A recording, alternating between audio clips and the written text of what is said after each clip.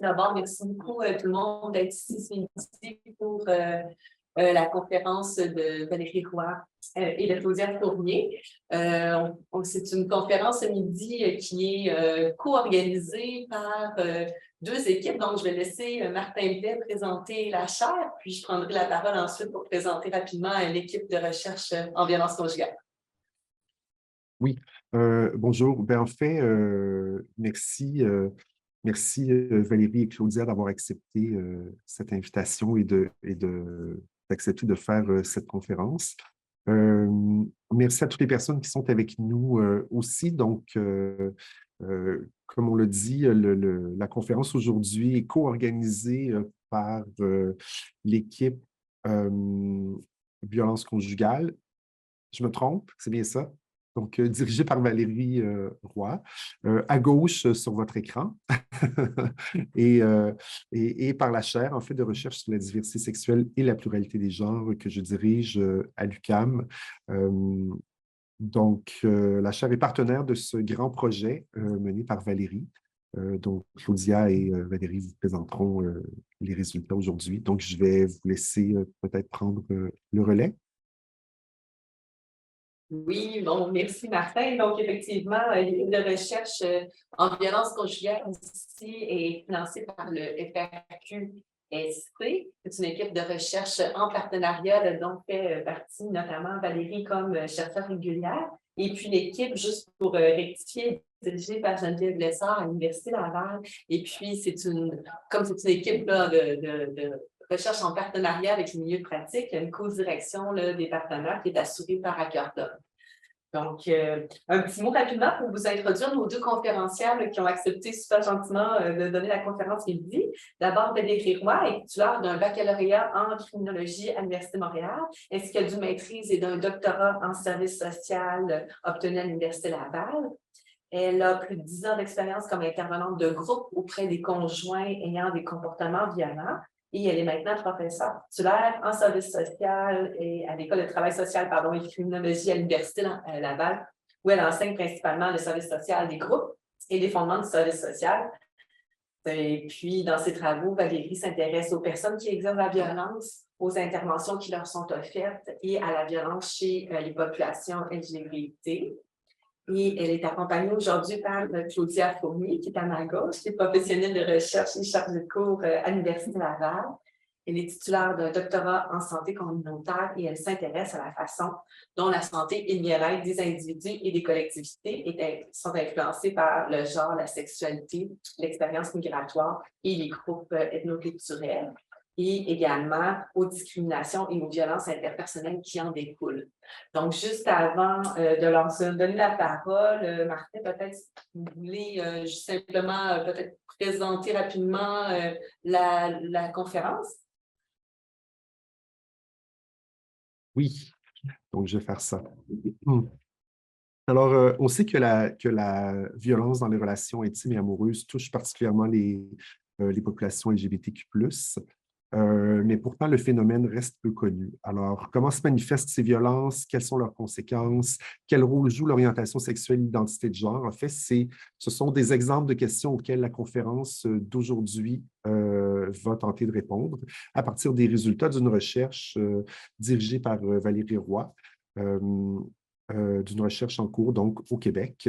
Et il y aura aussi, on l'espère, des pistes pour mieux accompagner les personnes de la diversité sexuelle et de genre qui vivent de la violence dans leurs relations amoureuses. Alors, encore une fois, Valérie, Claudia, merci de nous offrir aujourd'hui cette conférence. Puis, peut-être juste souligner que mon nom est Martin Blais, j'ai oublié de le dire, et que voilà.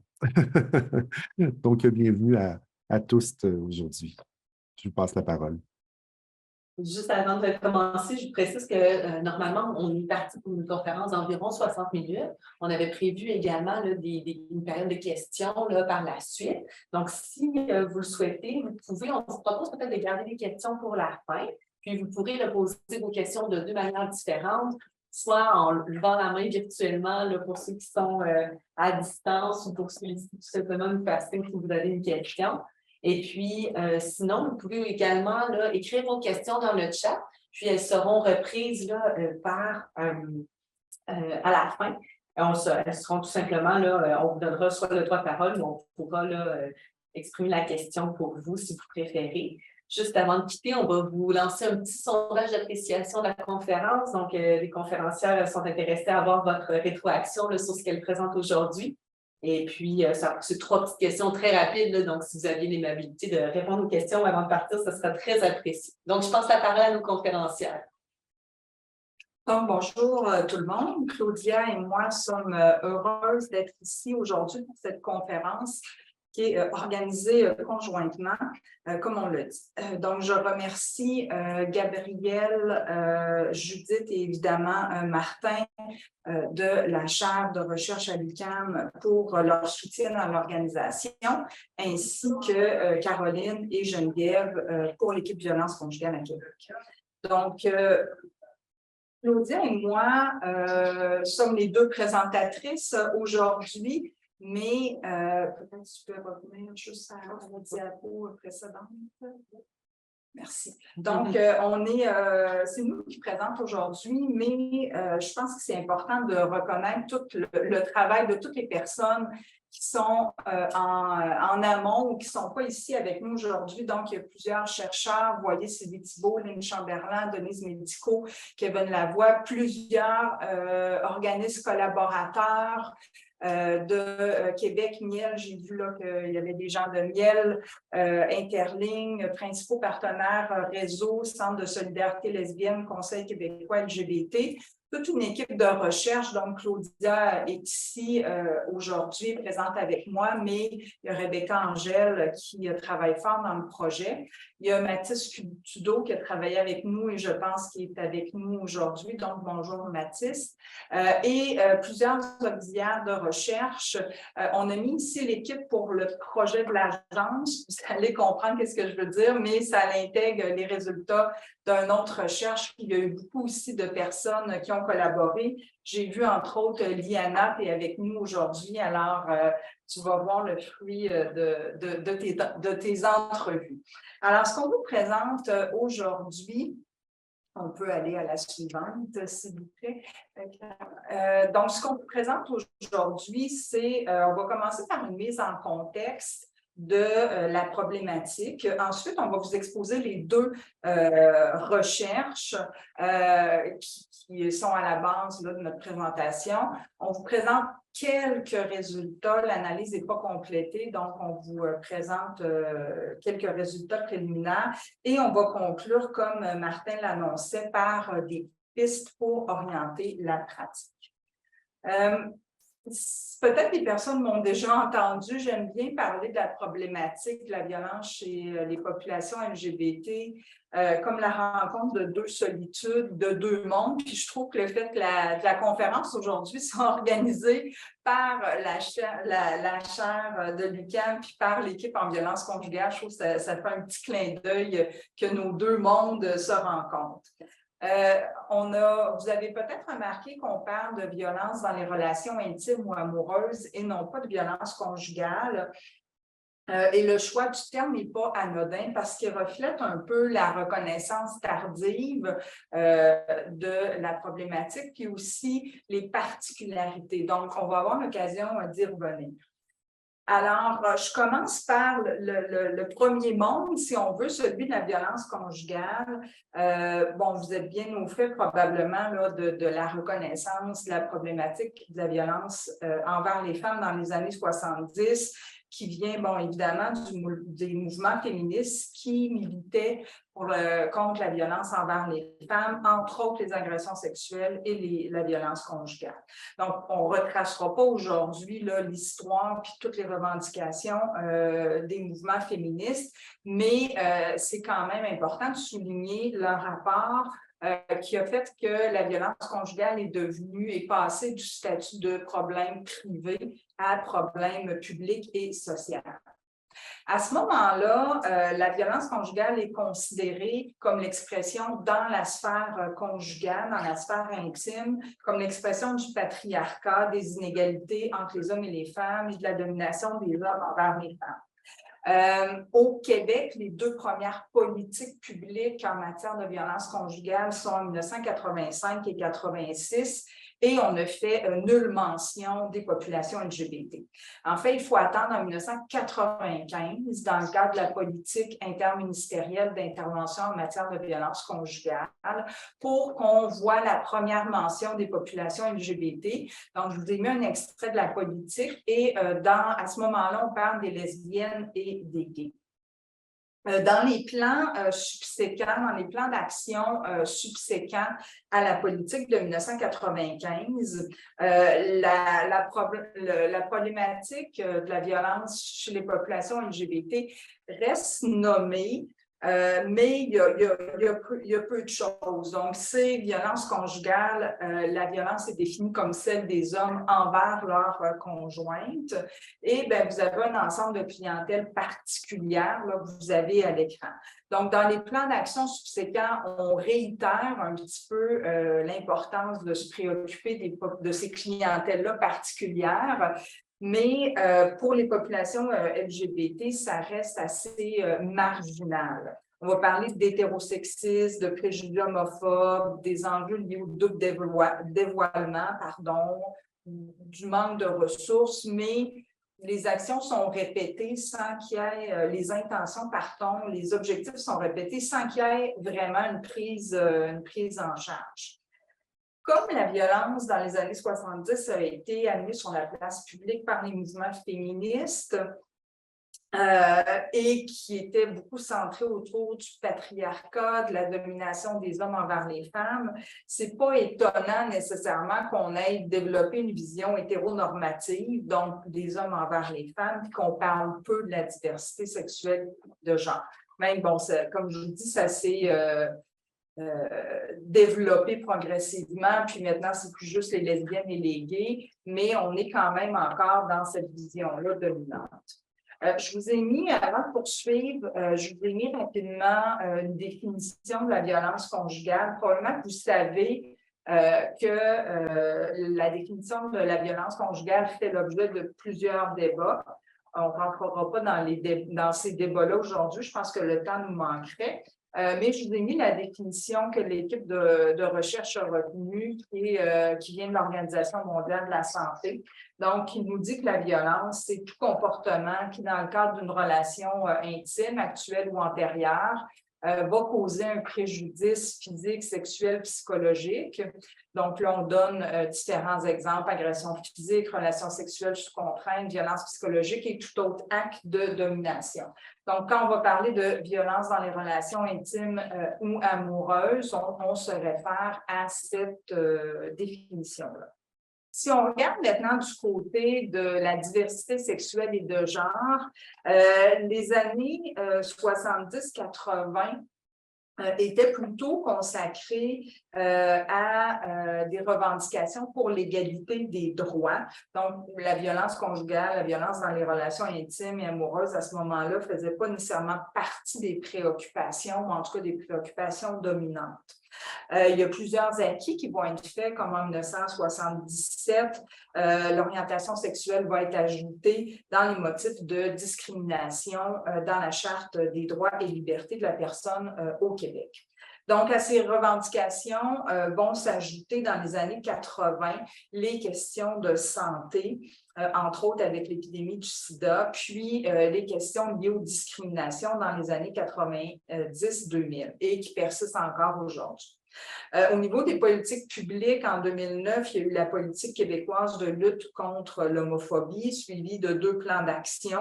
Maintenant, donc, le dernier plan d'action 2017-2022 était contre l'homophobie et la transphobie. Dans les politiques sociales en diversité sexuelle et de genre, il y a quelques mentions de la violence envers les populations LGBT, mais c'est généralement en dehors des relations intimes et amoureuses, donc c'est davantage dans la sphère sociale. Comme on pouvait comprendre tantôt l'orientation hétéronormative, donc des hommes envers les femmes, ici, on peut aussi comprendre le peu d'attention qui a été donnée aux questions liées à la violence dans les relations intimes et amoureuses, parce qu'il y avait d'abord des questions prioritaires de droit de santé physiques et mentales, les questions de discrimination. Il y avait aussi un certain malaise au sein des communautés à nommer, à aborder la violence dans les relations intimes et amoureuses parce qu'on avait une crainte de donner une mauvaise image, de renforcer, stimuler les préjugés, les attitudes négatives envers les populations de la diversité sexuelle et de genre. Donc, dans le domaine de la diversité sexuelle et de genre, il y a quelques actions aussi qui sont faites concernant la violence dans les relations intimes et amoureuses, mais encore là, c'est plutôt marginal. C'est aussi que c'est difficile de mettre des actions précises alors qu'on connaît encore peu de choses sur la problématique, particulièrement au Québec. Donc, en fait, les connaissances sur la violence, dans les relations intimes et amoureuses ont commencé à se développer très progressivement dans les années 90. Et nous, dans l'équipe, on a observé, tu me corrigeras, Claudia, là, mais c'est vraiment là, dans les 3-4 dernières années qu'il y a vraiment un développement plus marqué sur la question. Qu'est-ce que les conséquences, qu'est-ce que ces connaissances-là nous disent? Nous disent d'abord qu'il y a des points communs avec la violence conjugale dans les relations hétérosexuelles, entre autres par rapport aux formes de violence, la violence physique, la violence sexuelle, par exemple, et des facteurs de risque. Par exemple, on sait chez les populations hétérosexuelles que la faible scolarisation ou les déséquilibres de pouvoir dans les relations sont un facteur de risque. Ces recherches-là, par contre, montrent aussi des particularités qui vont découler du contexte hétéronormatif et de l'homophobie, qui va aussi interagir avec les conceptions des rôles de genre, avec les représentations des relations intimes et amoureuses et les représentations de la violence. Donc, je donne quelques exemples. Par exemple, chez les gays, il peut y avoir du dénigrement du partenaire à partir de propos à caractère homophobe quant à des comportements, attitudes perçus comme efféminés. Également, dans les recherches plus récentes, on va voir des formes de violence spécifiques à certains groupes des populations LGBT, entre autres chez les personnes trans. On peut penser à la menace du dévoilement du sexe assigné à la naissance, menace de ou dévoilement. De façon générale, l'ampleur est préoccupante. Martin y faisait référence en introduction. On sait que les risques de violence sont plus élevés chez les populations LGBT, surtout que l'ampleur pourrait être sous-estimée. En violence conjugale, les recherches qui documentent l'ampleur s'appuient souvent sur les données policières. Il y a aussi des études populationnelles, là, mais je m'en tiens aux données policières. Or, on sait qu'il y a seulement une victime sur 5 qui va porter plainte à la police. On sait aussi que par des enquêtes là, Statistique Canada, que les personnes dans les couples de même sexe portent encore moins plainte que les populations hétérosexuelles, et que les plaintes sont encore moindres chez certaines populations, entre autres les personnes trans. Et bien, c'est ça, on voit aussi des différences là, entre les populations selon qui portent plainte ou pas. Donc, on peut vraiment penser que oui, il y a un risque plus élevé, mais en plus de ça, ce risque-là est probablement sous-estimé. Donc, c'est un portrait très sommaire, très incomplet des connaissances. Vous nous excuserez, on a privilégié le temps sur les résultats. Ces connaissances-là, d'où elles viennent principalement des États-Unis, Australie, Canada anglais, Grande-Bretagne. On sait peu de choses des réalités vécues au Québec et ça nous a semblé important de s'y attarder si on veut justement que les objectifs qui sont répétés d'un plan d'action à l'autre puissent s'actualiser en se basant sur des données contextualisées au Québec.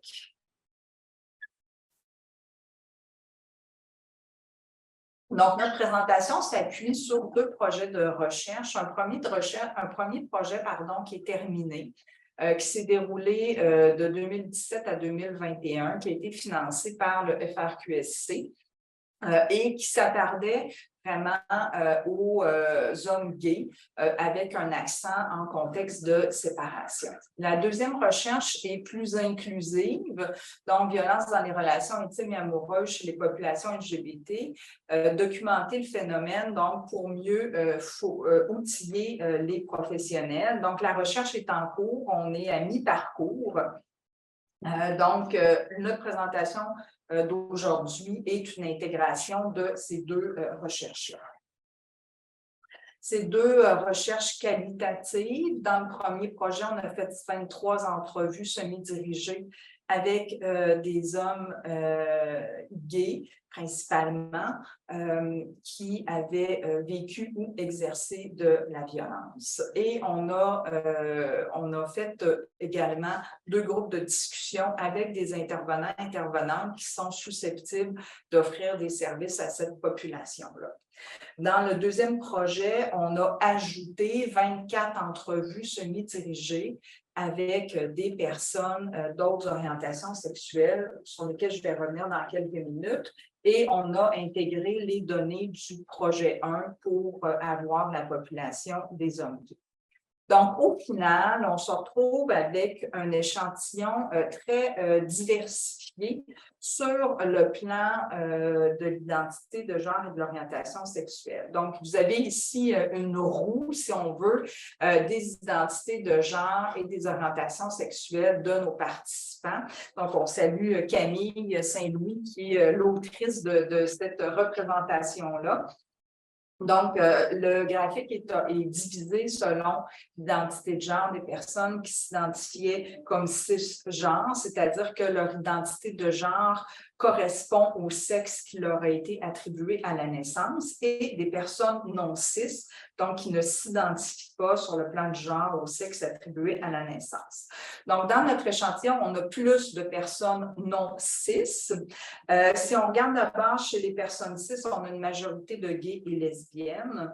Et chez les personnes non cis, on a une majorité de personnes bi ou pansexuelles, des personnes avec d'autres orientations sexuelles qu'on a regroupées sous le terme Queer Plus, qui inclut entre autres les personnes qui se sont dites asexuelles ou demisexuelles, par exemple. Ce qu'on a moins, parce qu'on dit en même temps qu'on a beaucoup de diversité, mais vous voyez quand même, je pense à l'œil nu, là, quelques cases plus vides. On a peu de personnes cis-hétéros, donc ce n'est pas nécessairement surprenant là, considérant l'objet de recherche. Et on a peu aussi de personnes, par exemple, non cis. Donc, vous m'entendez parler depuis tantôt j'utilise différentes appellations. Pour les besoins de la recherche, on a dû regrouper nos populations en catégories. On a eu un souci de rendre compte de la diversité. Bon, je pense qu'on le voit bien avec la roue qu'on a vue précédemment, mais en même temps, on est dans le cadre d'une recherche qui a des exigences méthodologiques, et aussi la recherche se fait dans un contexte où les catégories sociales identitaires évoluent à une vitesse qui est peut-être plus rapide que le rythme de la recherche universitaire institutionnelle. Donc, vous avez à l'écran les catégories qu'on a retenues pour l'analyse. Comment on est arrivé à ce regroupement-là? D'abord, on est parti au début de la recherche avec les catégories de l'organisme subventionnaire qui étaient beaucoup moins larges, qui étaient beaucoup moins inclusives. Pendant la collecte, on a consulté nos partenaires, puis on a décidé d'élargir un peu les catégories. On a élargi à nouveau au début de l'analyse, toujours aussi en consultation de nos partenaires, parce qu'on ressentait le besoin de mieux refléter l'auto-identification des personnes, malgré le besoin méthodologique de faire des regroupements. Donc, on y est allé avec ces regroupements-là. C'est important de faire des regroupements aussi parce qu'un des objectifs de l'étude, c'était de voir des particularités de la violence entre les différents groupes. Donc, comme toute catégorisation, c'est imparfait et incomplet et c'est réducteur, mais on avait besoin de cette étape-là pour poursuivre la recherche. Rapidement, avec l'échantillon, on a plusieurs données sociodémographiques. L'âge des participants varie de 22 à 72 ans, avec un âge médian de 33 ans. Nos populations gays et lesbiennes sont un petit peu plus âgées que les autres. Grande majorité des participants qui sont nés au Canada, un petit peu moins de 20 nés à l'extérieur du pays. Un échantillon assez scolarisé, donc vous voyez quand même collégial universitaire, c'est à peu près 80 des participants et la grande majorité n'avait pas de rôle parental, donc 15 ont dit avoir un rôle parental. Donc, je vais passer la parole à Claudia qui va nous présenter les résultats. Merci Valérie. Donc, je commence en faisant un petit avertissement concernant les résultats. On a énormément de résultats. Donc, on vous présente vraiment une infime partie de ce qu'on a, puis on essaie de synthétiser le plus possible, mais ce n'est pas toujours évident. Donc, aujourd'hui, on va parler plus spécifiquement de quelques résultats en lien avec les formes de violence subies, les conséquences de cette violence-là et de certains facteurs qui modulent l'expérience de violence. Donc, on commence ici avec les grandes formes de violence. Ici, on a fait un graphique qui montre les différentes formes de violence qui ont été rapportées à au moins une reprise par les personnes, sans égard à la fréquence ou à la sévérité des épisodes, pour l'échantillon global. Là, il faut faire attention parce que les données quantitatives sont vraiment à titre indicatif. Ça reste une recherche qualitative. On n'a pas un échantillon énorme, mais quand même, ça nous permet d'avoir un peu un aperçu. On voit que la principale forme de violence subie, c'est la violence psychologique, qui a été subie par simplement toutes les personnes qui ont participé à l'étude. Ensuite, il y a la violence sexuelle et physique, qui a été subie par environ les 3/4 de l'échantillon. Il y a les violences qui sont liées à l'orientation sexuelle ou l'identité de genre. Donc, on utilise l'acronyme OSIG, qu'on va revoir un peu tout au long de la présentation. Et aussi les violences économiques et matérielles. Donc, ces deux formes de violence-là sont à peu près égales. Ils ont été rapportés par environ la moitié des participantes. Enfin, il y a la violence qui est liée aux enfants, qui a été rapportée par environ 1/5 de l'échantillon. C'est une forme de violence qui est un petit peu différente des autres formes. En fait, on a inclus là-dedans trois situations. Donc, soit la violence qui était faite envers les enfants, la violence qui était faite à travers les enfants, ou encore les violences, les situations où des enfants ont pu être témoins de la violence qui était faite envers leurs parents. Et cette forme de violence-là n'inclut pas l'échantillon des gays, car ça n'avait pas été mesuré dans le projet 1. Pour aujourd'hui, on ne va pas se concentrer sur la violence envers les enfants, liée aux enfants. On va y aller plutôt avec les autres formes, avec un petit peu plus d'attention sur les violences liées à l'orientation sexuelle et l'identité de genre, évidemment parce que c'est plus spécifique aux populations LGBTQ+. Donc, on va maintenant y voir chaque forme plus en détail et comment ça se répartit pour chaque population. D'abord, la violence psychologique, elle se décline en plusieurs manifestations, donc ils sont regroupés en 7. Donc, les personnes en vivaient plusieurs en même temps et de façon assez fréquente. Là. On les a placés en ordre de fréquence du plus ou moins fréquent. Donc, on a ici du détournement cognitif, du contrôle, la surveillance, du déni de la personne, du dénigrement, des menaces, des cris ou des crises de colère, du harcèlement. Les deux plus répandus, c'était les deux premières, dans le fond, qui ont été vraiment subies par la majorité. Puis j'apporte juste 2 petites précisions par rapport à 2 formes qui peuvent être peut-être moins évidentes. Le détournement cognitif, en fait, c'est d'amener à douter la personne de ses propres perceptions, de sa mémoire, de sa santé mentale, pour en tirer avantage. Donc, par exemple, pour pouvoir rejeter la faute sur l'autre ou pour nier la violence exercée, par exemple. Et l'autre terme que je voulais apporter une précision, c'est le déni de la personne. Donc, c'est d'ignorer volontairement la personne, de bouder, de ne pas prendre en compte ses besoins, de refuser de l'aider, etc. On a ici une citation d'une personne qui a participé à l'étude, donc Anouk, qui nous parle de comment elle a vécu du contrôle, de la surveillance et du harcèlement. Elle dit « Elle m'a suivi pendant 1 an et demi. Puis tu sais, au hockey, les filles, quand tu as fait un bon coup, ça donne un coup de hockey sur les hanches ou sur les fesses.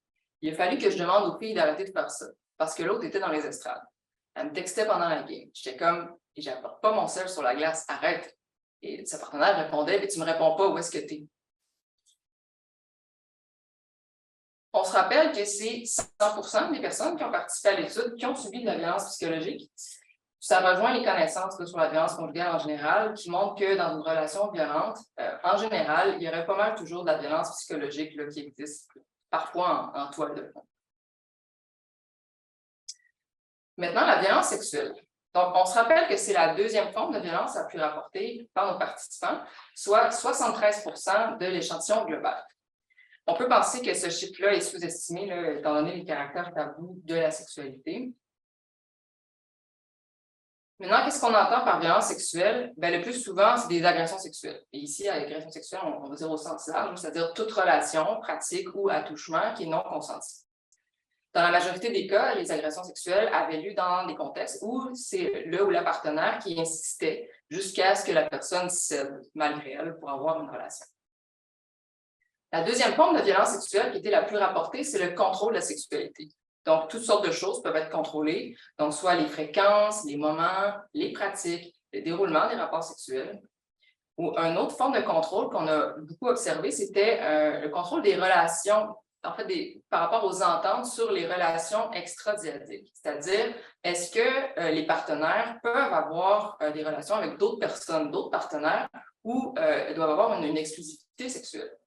Et ce qu'on a observé, c'est que souvent, on va avoir une citation plus tard, c'est que souvent, il y a vraiment une dynamique de 2 poids, 2 mesures, c'est-à-dire que moi, j'ai le droit d'aller voir ailleurs, mais toi, tu ne peux pas. Moi, je ne te laisse pas aller voir ailleurs. Donc, souvent, il y avait ça. Comme troisième forme de violence sexuelle, on avait le dénigrement lié à la sexualité. Donc, dénigrement de toutes sortes de choses. Donc, ça peut être des critiques, des insultes, des humiliations qui visent, par exemple, le potentiel attractif ou encore la performance sexuelle de la personne.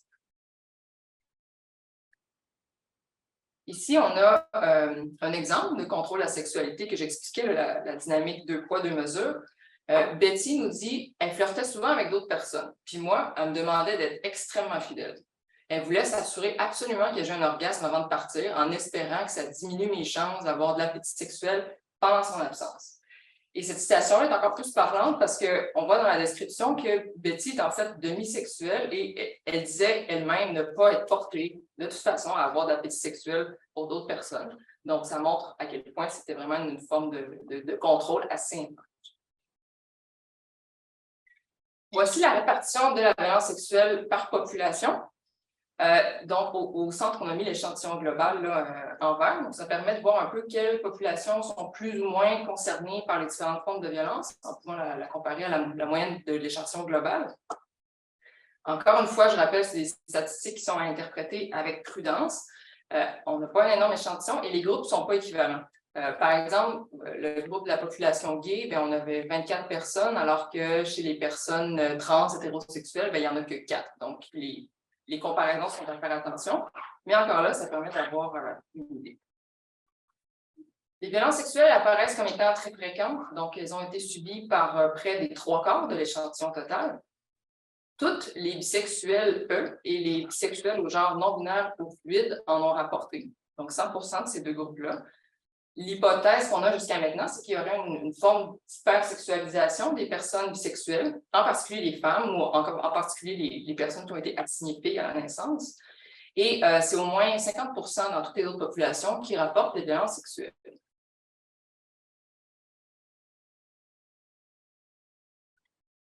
La violence physique, maintenant, qui est probablement celle qui nous vient en tête en premier là, quand on parle de violence dans les relations intimes ou amoureuses, ou même quand on parle de violence tout court.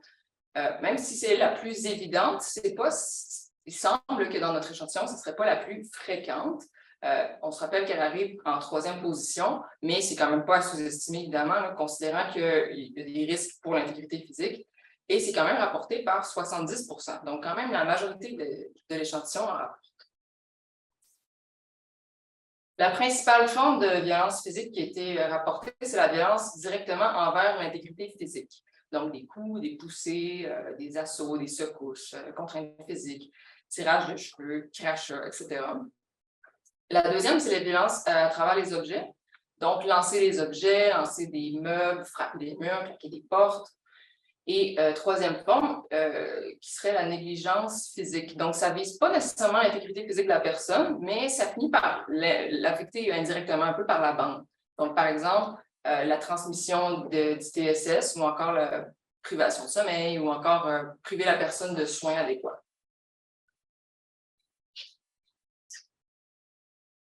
Donc, dans cette situation-là, on va voir que la violence physique c'est des formes un petit peu plus subtiles, en fait, parce que quand on parle de violence physique, souvent, c'est assez clair pour nous. Donc, on a choisi une situation où est-ce que c'est plus, entre guillemets, subtil. Donc, c'est une situation où se mêle la violence envers les objets, la négligence physique, et en plus, ça a impacté la convalescence de la personne pendant sa transition médicale. Donc, la personne, Jonathan nous dit, est devenue plus physiquement agressive aux alentours du temps où j'ai eu mon hystérectomie. Donc, qui est une des opérations que subissent certaines personnes trans. Donc, j'étais couchée, je ne pouvais pas bouger beaucoup en convalescence, et elle prenait des assiettes, elle les lançait à terre, elle penchait dans les murs. Elle me réveillait constamment, elle voulait toujours avoir d'attention et j'avais besoin de repos. J'ai eu une convalescence difficile. Si on y va par population, la violence physique, ça a été rapporté par entre 50 et 90% des différents des participants à l'intérieur des différentes populations. Il y a ici une surreprésentation des populations bisexuelles, donc tout genre confondu, et on va devoir aller fouiller pourquoi, parce que pour l'instant, on n'a pas vraiment d'hypothèse par rapport à ça.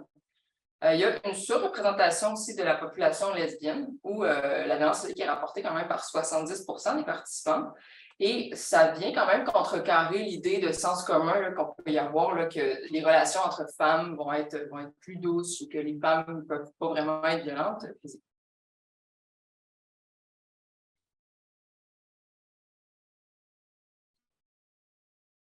Merci. Maintenant, on y va avec la violence économique et matérielle, qui était la dernière forme de violence rapportée par quand même la moitié des échantillons global.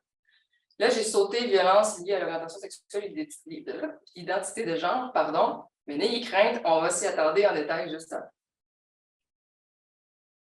Donc, presque tous les cas de violence économique étaient de l'exploitation financière ou matérielle. Donc, ça peut être par exemple du contrôle financier, des vols, des emprunts d'argent sans rembourser la personne, etc.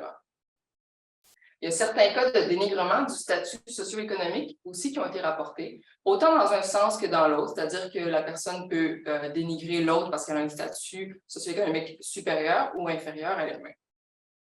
Et finalement, on a eu aussi quelques cas de vandalisme.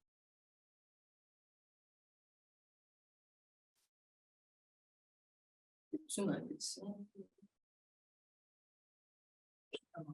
Oui, la diapo est venue 2 fois. Donc ici, on a une citation où on voit de l'exploitation financière qui montre bien comment la partenaire s'est complètement fait prendre en charge par la participante, en plus de faire du vandalisme. Donc Maya nous raconte, on a commencé à habiter ensemble parce qu'il était dans la merde. C'était toujours moi qui réglais les problèmes, qui trouvais des apparts, des boulots pour trouver de l'argent. J'essayais de le motiver à trouver un travail, mais il était, et je reprends un peu les propos de la participante, immigrant illégal. Donc forcément, c'était très compliqué. Il cassait des affaires à moi, il cassait des portes. Donc après, je devais payer les réparations.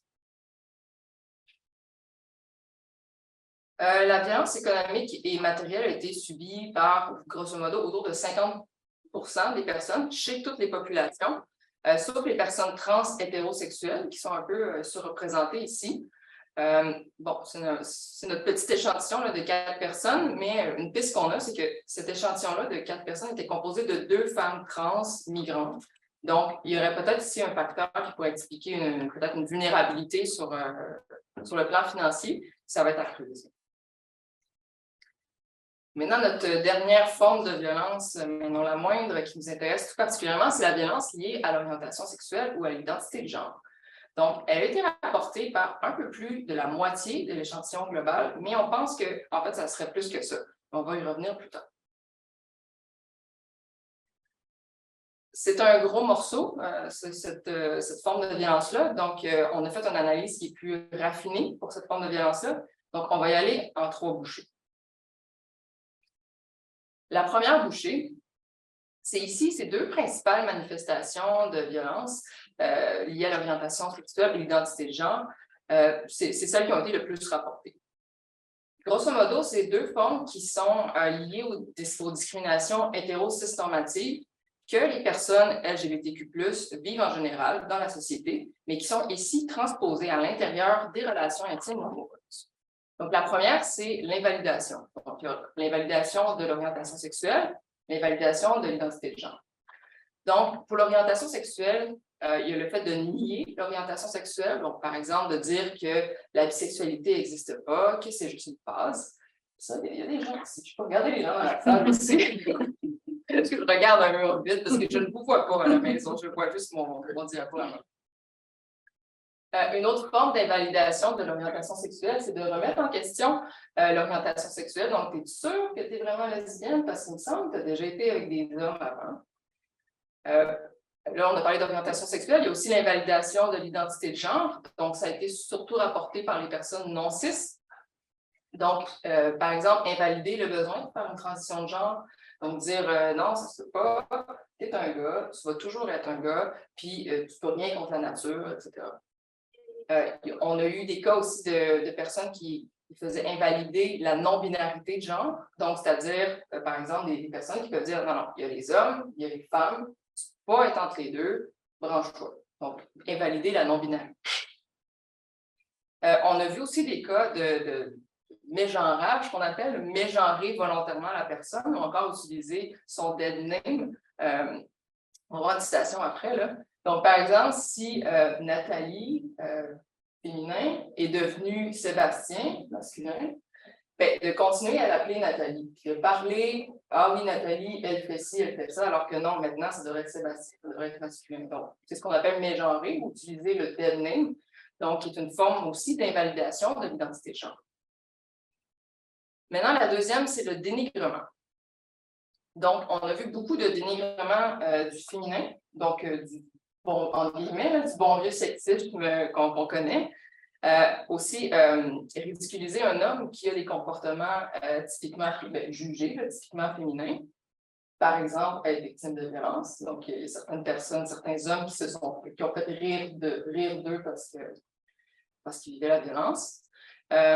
Ça peut être aussi du dénigrement de la transition de la personne ou de la transitude au sens large. Dénigrement aussi de la non-binarité, de la fluidité des genres, de la queerness, etc. Donc, bref, dénigrer tout ce qui ne cadre pas dans homme, femme, hétéro, etc.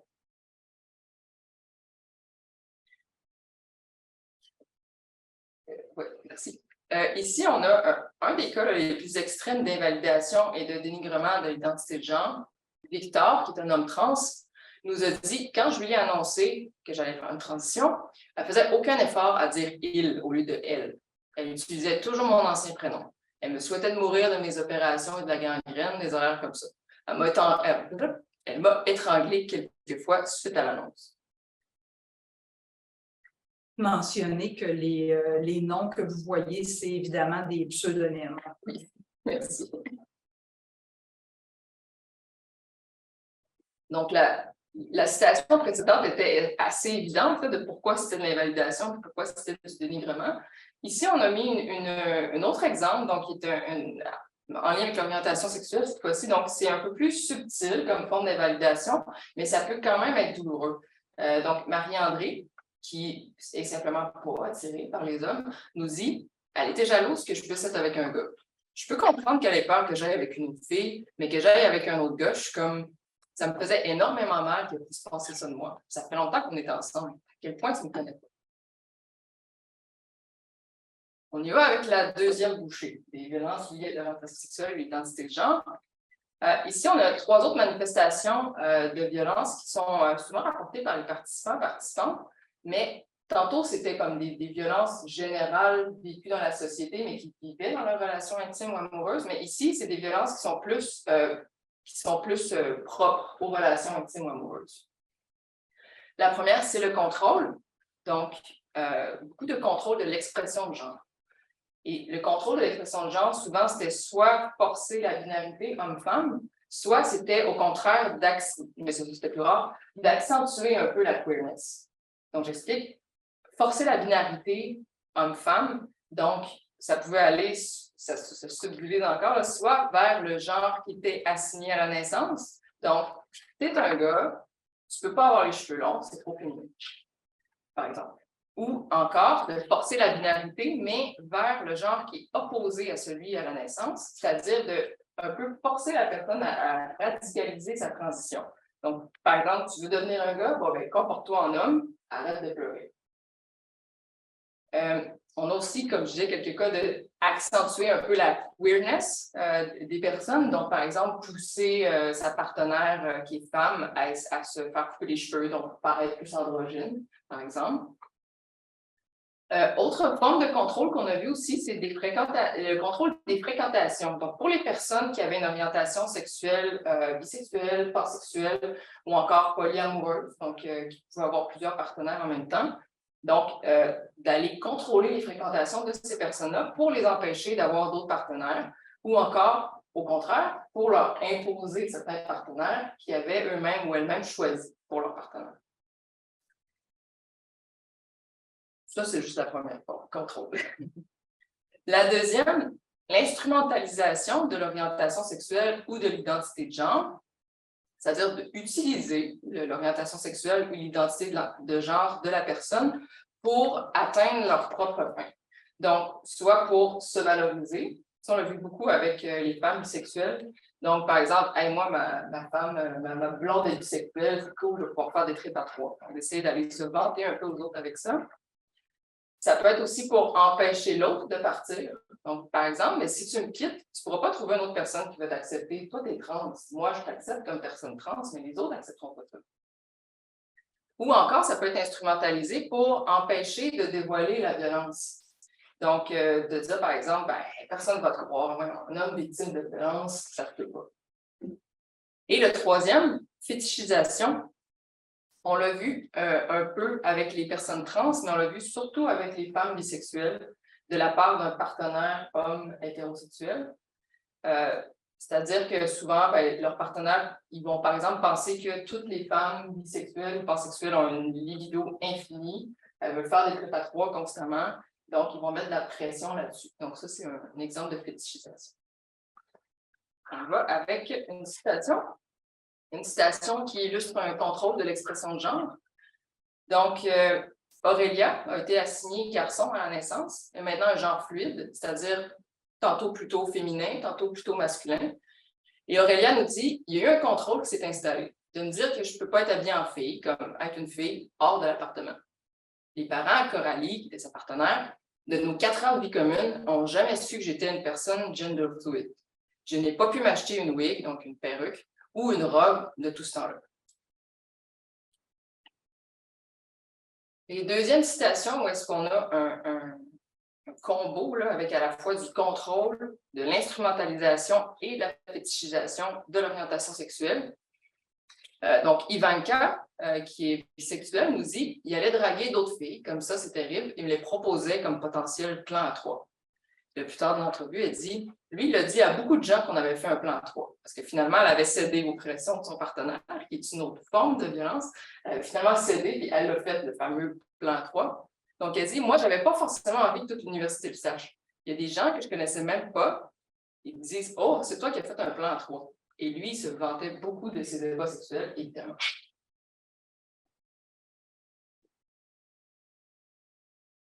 Et dans la troisième et dernière bouchée des violences liées à l'orientation sexuelle et l'identité de genre, ces trois-là sont un peu moins fréquentes dans les récits, mais ils sont quand même significatifs au regard des relations intimes ou amoureuses.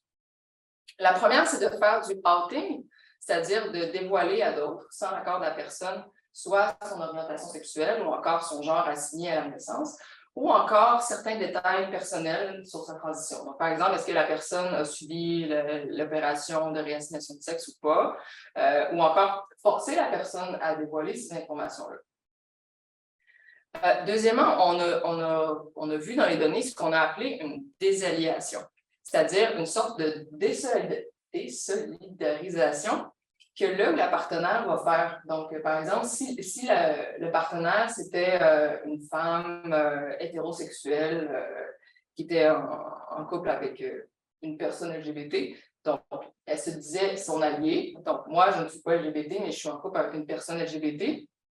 Et puis, à un moment, c'est comme si la personne se désolidarise. On va voir un exemple tout à l'heure. Et enfin, il y a quelques cas où l'accès au milieu de socialisation LGBTQ+, a été restreint par le partenaire. Donc, c'est une autre dernière forme de violence. Ici, on a un exemple, comme je disais, de désalliation. Elle dit, elle allait à un party par rapport à sa job. Je venais de faire mon coming out comme homme trans. Puis elle m'a dit, excuse-moi, elle m'a dit, ah, j'ai pas envie que tu viennes, je m'excuse, j'ai honte de dire que tu es trans. Donc, c'est comme si avant, elle était solidaire de Axel, mais finalement, elle se désolidarise. Elle dit, j'ai honte de dire que tu es trans. Ma fiancée, ma conjointe me disait qu'elle avait honte de moi. Elle n'avait pas envie d'expliquer aux gens, de reprendre les gens s'ils me disaient elle. Et maintenant, un exemple de restriction de l'accès au milieu LGBTQ+. Donc, Magali nous dit, elle m'a envoyé une lettre comme quoi je ne pouvais plus me présenter à cet organisme-là. Je me suis dit, je ne pourrais plus jamais y aller. Moi, j'allais là dans l'optique de me faire des amis parce que ce n'est pas facile de rencontrer des gens homosexuels. Si on regarde la violence liée à l'orientation sexuelle ou l'identité de genre par population, on voit que toute la population trans-hétéro en rapporte. On voit aussi une surreprésentation des populations bi- et pansexuelles, tous genres confondus. Et on voit une nette sous-représentation des hommes gays. Est-ce qu'on doit croire que les hommes gays rapportent moins de violence liée à l'orientation sexuelle ou l'identité de genre? C'est pas impossible, mais on pense plutôt que cette différence-là serait due à des différences méthodologiques entre le projet 1, qui était spécifique aux hommes gays, et le projet 2, qui était avec toutes les autres populations. C'est-à-dire que dans le projet 1, il y a plusieurs cas de violence au SIG qui ont été un peu amalgamés ou traités avec les autres formes de violence, donc physique, psychologique, etc. Alors que dans le projet 2, on l'a vraiment traité comme une forme particulière, une forme à part, et on l'a beaucoup plus creusé dans les entrevues et dans l'analyse. Donc, clairement, les données sur les hommes gays font baisser la moyenne de l'échantillon global, là, qui est à peu près un peu plus la moitié. Mais si on exclut la population gay de nos calculs, pour cette forme de violence-là, le portrait est nettement différent. La violence liée à l'orientation sexuelle ou l'identité de genre deviendrait la deuxième forme de violence rapportée dans l'échantillon global, donc après la violence psychologique. On termine avec les faits saillants sur la violence vécue. Donc, qu'est-ce qu'on doit retenir de tout ce paquet d'informations que je viens de vous lancer? Premièrement, la violence dans les relations intimes n'est pas que physique. La violence psychologique apparaît sous-jacente dans toutes les relations de notre échantillon. En plus des formes reconnues de violence, les populations LGBTQ+, vivent de la violence spécifique à l'orientation sexuelle ou à l'identité de genre. Et les risques de subir les différentes formes de violence varient selon les populations LGBTQ+, comme on a pu voir avec les différents graphiques. Je regarde là, on peut peut-être faire un facteur de risque chacun. Parfait. Maintenant, on va y aller avec les conséquences. On saute les conséquences? Okay. Bon, on saute les conséquences, mais en gros, il y avait des conséquences sur beaucoup de dimensions. Peut-être on peut aller au fait saillant. Oui, les conséquences. Diapo 59. Donc, on va dire que la violence dans les relations intimes et amoureuses, sous toutes ses formes, a des conséquences néfastes sur la vie et la santé des personnes qui la subissent, dans plusieurs dimensions. Cette violence-là exacerbe plusieurs vulnérabilités qui sont davantage présentes chez les populations LGBTQ+, donc en particulier par rapport à la santé mentale et physique. Donc, on avait vu au début que les populations LGBTQ+, ont déjà certaines inéquités sociales de santé par rapport au VIH, à la santé mentale, etc. Donc, ça pourrait être exacerbé encore plus chez ces populations-là. Et finalement, cette violence-là a des conséquences spécifiques chez les populations LGBTQ+, qui s'ajoutent aux défis à surmonter en lien avec l'identité de genre et l'orientation sexuelle, donc défis auxquels ces personnes-là doivent faire face au quotidien dans la vie en général. Et là, c'est encore plus dans leurs relations intimes et amoureuses. Et finalement, la troisième section des résultats pour aujourd'hui, c'était certains facteurs qui modulent l'expérience de cette violence-là. On commence à peine l'analyse et on avait choisi 3 qu'on voulait vous présenter ici, mais on va y aller avec seulement 2. Donc, je vais vous présenter les ententes sexuelles, puis après ça, Valérie, tu voudrais présenter La représentation de la violence. représentation de la violence, parfait. Donc, un facteur qu'on a choisi de vous présenter qui apparaît névralgique dans plusieurs récits, c'est la façon dont les ententes sexuelles sont vécues. Donc, par rapport au choix d'avoir une relation exclusive ou non exclusive. On l'a surtout analysé chez les hommes gays, mais on l'a vu aussi chez les populations. 2 éléments. D'abord, il y a l'entente elle-même et sa négociation qui peuvent être plus ou moins consensuelles, plus ou moins équitables. On a vu tantôt un exemple de partenaires qui se permettaient de flirter, mais qui empêchaient à l'autre de flirter. Donc, ça, c'est un exemple. Et ça peut créer des injustices, en fait, entre les partenaires. Ça peut créer de la frustration. Si on ajoute à ça de la jalousie possessive, mais on comprend que ça peut être un terrain fertile et explosif là, pour des dynamiques de violence. Et l'autre élément qui apparaît propice à la violence ici, c'est le fait de ne pas respecter ces ententes-là. On vous présente 2 exemples.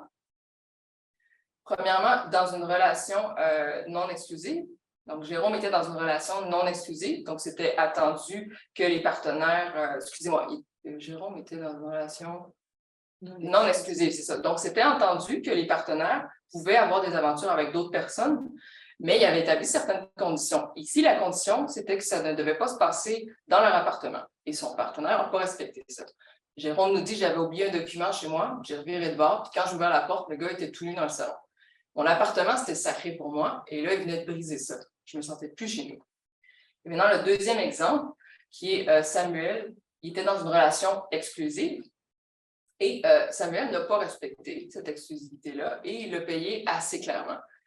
Il nous raconte, il me fait une énième crise de jalousie, il me demande, m'as-tu jamais trompé? Je lui dis oui, en 2000. Et là, je reçois un coup de poing en pleine face. Donc, je redonne la parole à Valérie pour un autre facteur qui va nous présenter. Merci, Claudia. En fait, Claudia vous a présenté un facteur de risque, si on veut, qui est propre à la relation entre les personnes, à la relation intime ou amoureuse. Moi, je vais vous parler de facteurs un petit peu plus sociaux, plus larges. Et un peu comme Claudia l'a dit, notre analyse s'appuie beaucoup sur les hommes gays pour ce facteur-là, mais on le voit déjà chez les autres populations.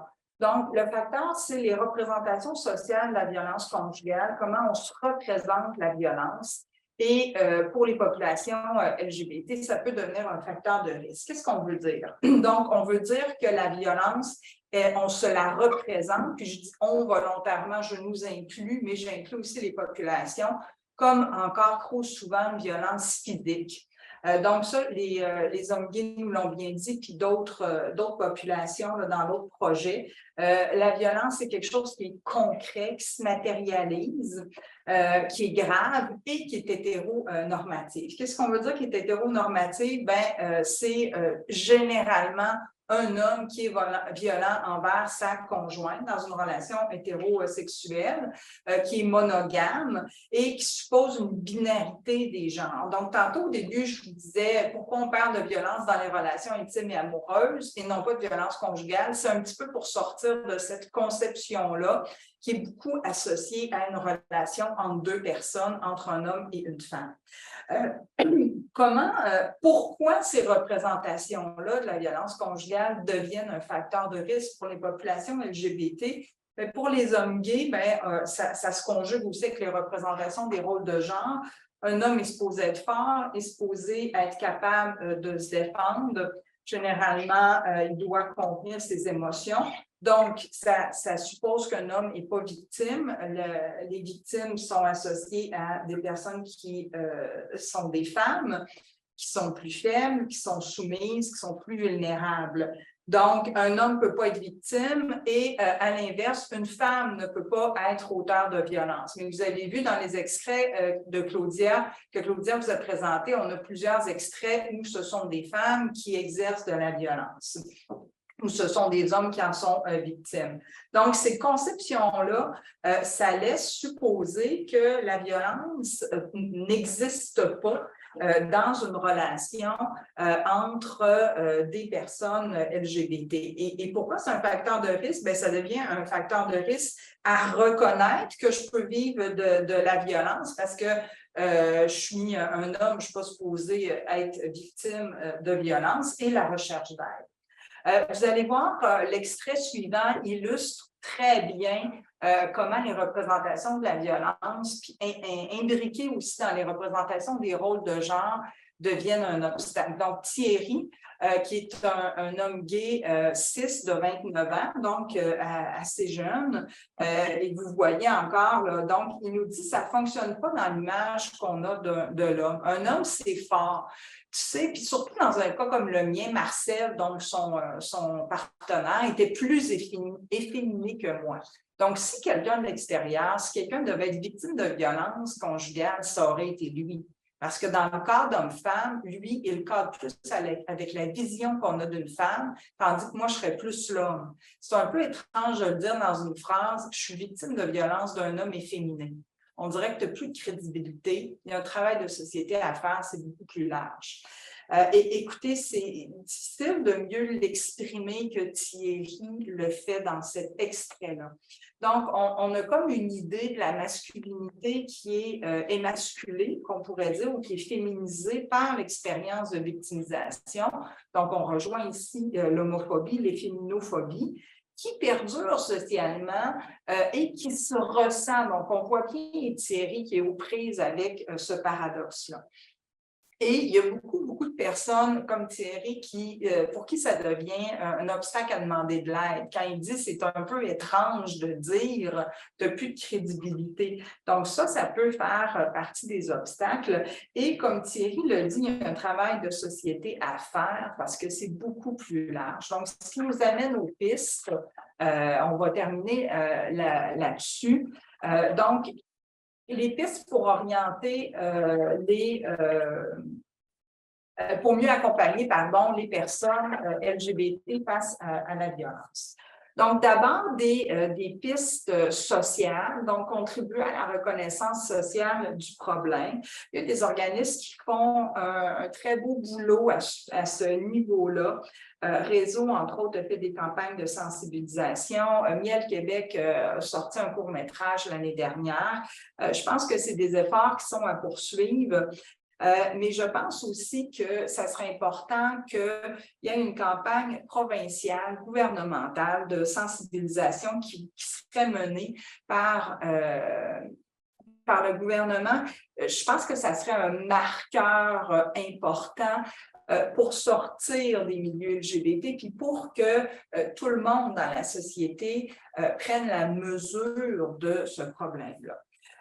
Aussi, sensibiliser, informer les populations LGBT. Il y a beaucoup d'outils qui se font.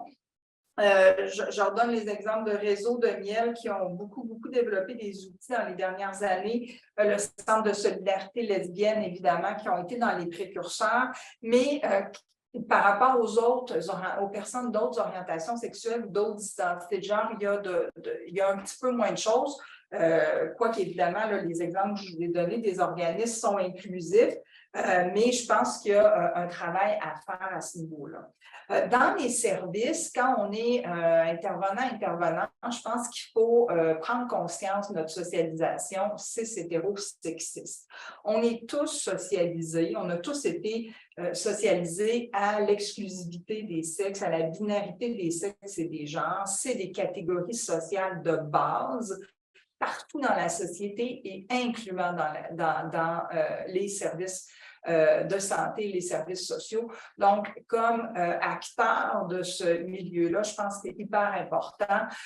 C'est des résultats qu'on n'a pas eu le temps de vous présenter aujourd'hui, mais on a eu des exemples de personnes qui ont été confrontées dans leur demande d'aide à cette socialisation-là et ça a été une expérience difficile. Mieux évaluer la violence. Donc, souvent, la violence chez les populations LGBT, elle va être associée ou elle va être intégrer ou avoir une confusion avec la santé mentale. Donc, souvent, ça va être pris moins au sérieux, c'est moins grave que dans un contexte hétérosexuel quand c'est une femme qui est victime de la part d'un homme. Donc, il y a vraiment, vraiment un effort à faire pour ne pas banaliser la violence. Avant de présenter la violence liée à l'orientation sexuelle et à l'identité de genre, Claudia a pris la peine de vous présenter les violences qu'on connaît là, déjà, les grandes formes physiques, sexuelles, économiques, psychologiques. Pourquoi? Parce que c'est important, ça fait partie de lutter contre les préjugés. Une agression sexuelle peut être exercée par une femme envers une autre femme, etc. Donc, de un, bien évaluer, ne pas banaliser, faire attention à notre socialisation dans le dépistage. Claudia vous le dit, 100% de notre échantillon a vécu de la violence psychologique, ce qui rejoint les autres recherches. Donc, quand il y a un dépistage à faire, c'est important d'aller explorer la violence psychologique, de même que la violence, évidemment, liée à l'orientation sexuelle et à l'identité de genre. Et nécessairement, mais si on veut évaluer cette violence-là, c'est important de la connaître. Donc, je vous ramène un peu au début de la présentation quand je vous disais, comment on peut faire pour actualiser les objectifs des plans d'action qui se répètent depuis 1995. Là, on a un bel exemple de connaître les formes spécifiques. Nécessairement, ça va aider à évaluer la violence. Et autre piste, assurer la sécurité. Donc, de la même manière qu'on ferait si c'était une femme victime de la part d'un homme, dans notre échantillon d'hommes gays, il y a des hommes qui ont été envoyés dans des ressources pour itinérants parce qu'il n'y avait pas de lieu il n'y avait pas d'organisme qui pouvait les accueillir. Et enfin, adapter les services. Souvent, on parle de l'adaptation sur le plan du langage, d'être plus inclusif, mais de tenir compte de toutes les spécificités qu'on a vues aujourd'hui et, entre autres, de considérer que les facteurs de risque ou la plus grande vulnérabilité que les populations LGBT peuvent avoir, ça peut amener une méfiance envers les services. Donc, peut-être que les intervenants et intervenantes ont un rôle un peu d'accompagnateur dans les services pour aider les personnes. Autre activité du projet, je pense que c'est intéressant, on a beaucoup parlé de la sensibilisation, je pense que c'est intéressant de vous parler d'un projet qu'on a, qui est en cours, qui est dirigé par Pierre-Luc Landry, qui est un écrivain, mais qui est aussi professeur en création littéraire à Victoria, en Colombie-Britannique, et qui, à partir de nos résultats de recherche, a travaillé avec des auteurs-autrices des communautés LGBT pour faire des productions littéraires qui vont être publiées dans un livre grand public. Donc, ça, c'est un effort justement de sensibilisation. Dans le projet, on va faire d'autres conférences, mais les deux grandes activités de transfert de ce projet-là, c'est développer une formation pour les intervenantes du réseau public de la santé et des services sociaux. Donc, des organismes généralistes qui sont ni spécialisés en violence, ni spécialisés auprès des populations LGBT, mais dans lesquels ils sont susceptibles de recevoir des populations LGBT victimes de violence ou qui exercent la violence. Bon, pensons aux hôpitaux, aux centres de crise, entre autres.